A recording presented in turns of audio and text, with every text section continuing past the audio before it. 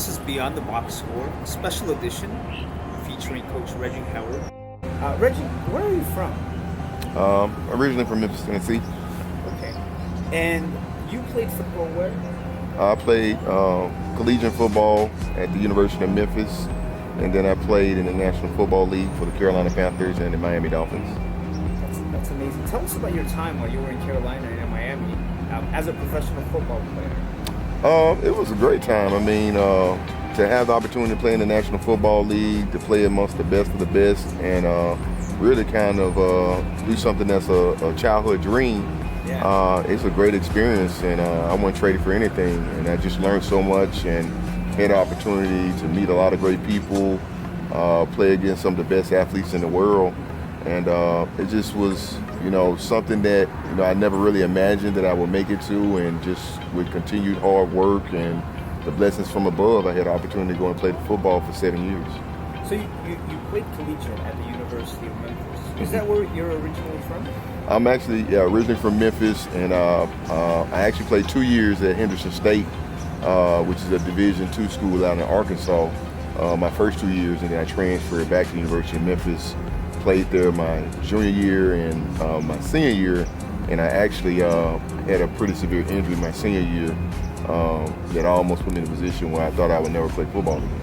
Wow. So overcoming that struggle, that fear, the emotional fear and the physical hurt that you had, to be able to play in the NFL, what were some of the things that it took, in your opinion?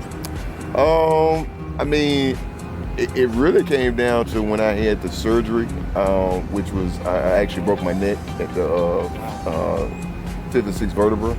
And when he did the surgery on my neck, he told me that the area around my neck would now be stronger than it was before. Wow. And there was no increased risk of me re-injuring my neck. So I think that went a long way in my decision to continue playing football, because if he would have told me that there was an increased risk of me re-injuring my neck, of course, out of respect for me, myself, and my family, I would have walked away from playing football. But when he told me that there was no increased risk, I felt like, that was my sign that I had another opportunity to play, and I was going to take advantage of it.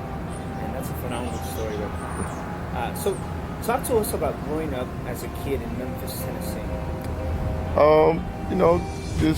Memphis, just like any other city, I think. I grew up. I had 3 brothers, 1 sister.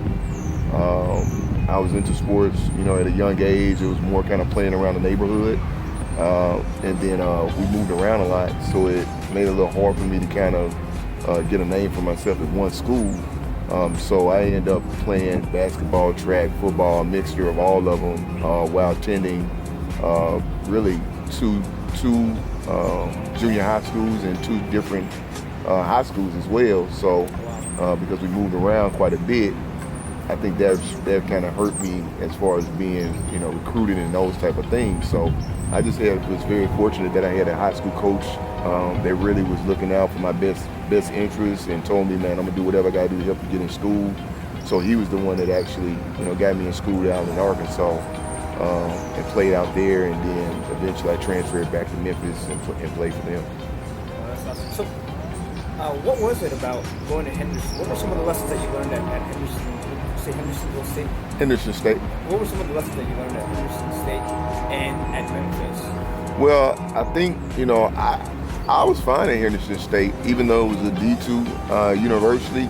But I think the thing that made me change was after my sophomore year, one of the guys that was highly decorated there, that was an All-American for 3 years, he basically told me after the season that the coaches really wasn't trying to help him. When it came time for him to move on to the NFL. And so he just gave me some advice. He said, well, man, you got 2 more years left. If you're really serious about this is the time for you to transfer. Wow. And so that was really the main, and this guy actually played in the league for the Dallas Cowboys, Robert Thomas, fullback, and he eventually made it. And so that was part of the reason that I moved back to Memphis, was that I actually came back to Memphis and walked on in Memphis and ended up starting after redshirting. I ended up starting my junior year and my senior year at Memphis. And so just when I got back to Memphis, man, it was just fun to be back home and, have a lot of local people support you. a lot of local people, and for Memphis at that time not really being a strong football program, the camaraderie of the team, of the players, was very strong. So a lot of guys that I played with at the University of Memphis, I'm still friends to this day. So I think that was one of the best things about being in Memphis, was that the guys that we were surrounded with really became, long-term friends, and we really, really played for each other, even though sometimes, we weren't successful winning games. It was just the fact that we fought for each other, and playing on a defense in Memphis where we were a highly ranked defense. I think that kind of led me to, the type of player I became, was because we had a mentality that no matter what was going on, you played all the way to the end. Man, it's funny because we used to do a lot of football camps, free football camps in the city of Memphis for kids. So I was always doing that every year, even when I played. And then, even right after I retired, I started to kind of, when I had time, would stop by and help out at my high school or other high schools that maybe some of my family members attended. And, it's just the game is in you. Like if you love it, you just love it. And so for players, once you retire, the next best thing to actually playing on the field is, teaching and providing that information into future players. So for me, I think, it's one of those passions for me. Just like business and the community is a passion, football is a passion, and I love doing it, regardless of being paid for it. It's just something that if I got time, I'd do it anyway. So I think that's why, it was a natural fit for me to go down into the coaching realm. And it was kind of funny because even when I played for Carolina, a lot of coaches would tell me and say, man, have you ever thought about coaching? Because when you know the game and you're good at picking up, different defenses and things of that standpoint, or different terminologies, it's good if you're able to translate over to other players and get them to perform. And so I think that's the biggest challenge about coaching. It's saying a thing 100 times and the guy still doesn't do it right. And just trying to find ways to get that player to perform to their best abilities.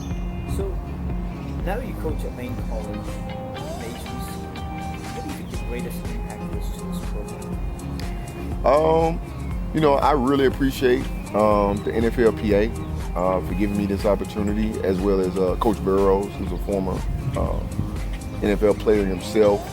I think the biggest thing is just realizing, a lot of the things that HBCUs deal with, and being able to help kids that normally might not get this type of help or get access to these type of coaches. So for me, I just love, doing things for the underdog anyway. So to me, helping Lane College and helping the kids here, and the fact that, that gets them even that much closer to realizing that, hey, I might have a shot, because I know they sizing me up like, hey, I'm about as big as Coach Howard, or I got I got about the same speed as Coach Howard, so maybe I have a real opportunity, to play this game at the next level. And, for me, that's all I want to do, is just give kids the best chance or the best opportunity to do that. What have you enjoyed the most about being here at Lane College? Just dealing with all the different personalities, and when you're coaching, a certain position, that's basically your responsibility. You're responsible for those guys and what they do and how they perform, and it's almost like a second family. So, I actually care about the guys and care about how they perform, and just that constant conversation and that different type of relationship that you have with the players from a coaching perspective, and which is a little different than being a player. But as a player, now it's almost like you're like the mentor or the teacher or the coach. So I think that's been my greatest experience, is just dealing with all the different personalities and getting to know these guys and helping them as much as possible. It's been good.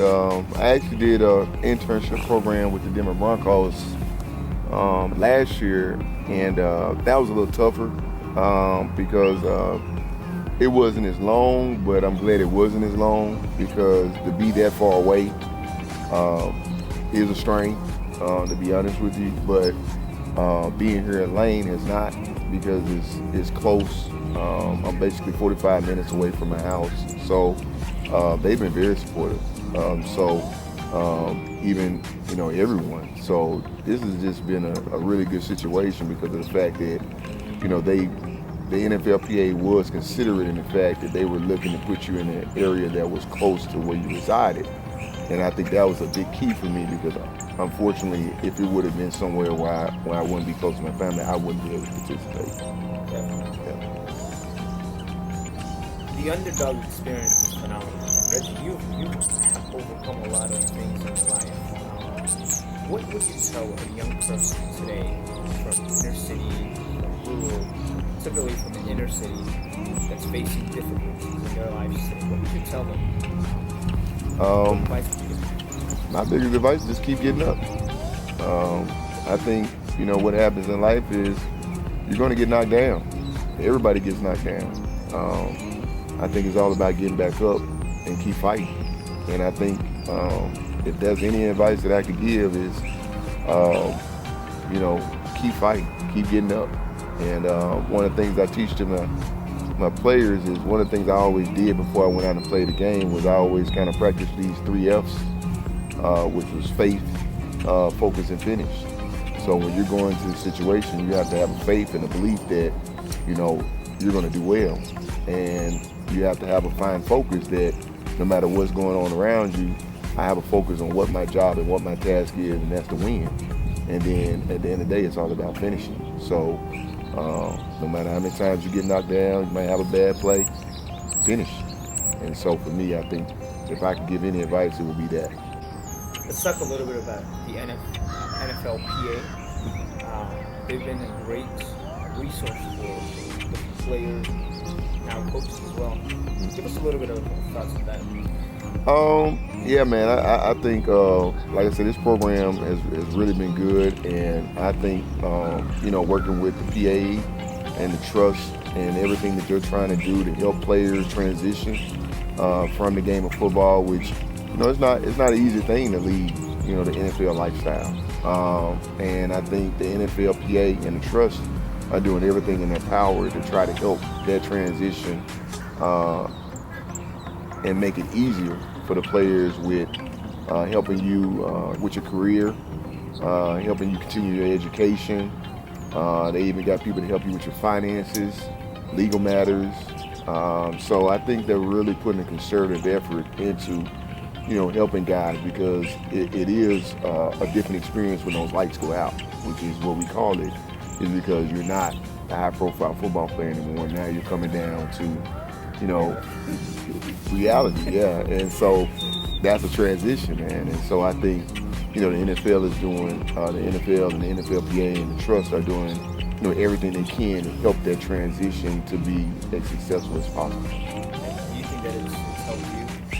I mean, yeah, man. I mean, I'm in there, anything that they got out there.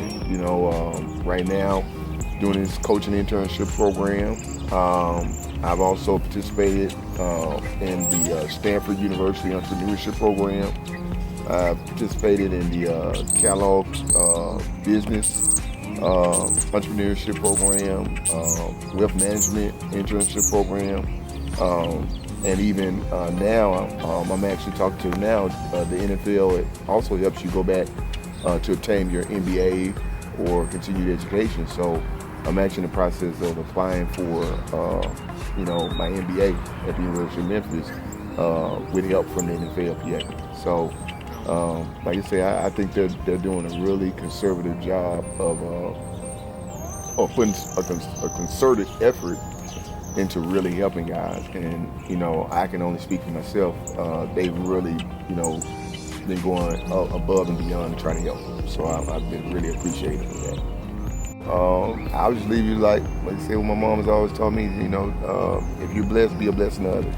So in a lot of situations, always try to put yourself in the other person's shoes and think about a situation from their perspective than always thinking about, how you feel. So I think if there's anything that I've kind of learned in life is to kind of step back and put things into perspective and not always think about it from how I feel, but how that person feels as well. Yeah. This is Beyond the Box Score, special edition, featuring Coach Reggie Howard, coach at Lane College. And my name is Caesar, and he's here reporting for Lane College.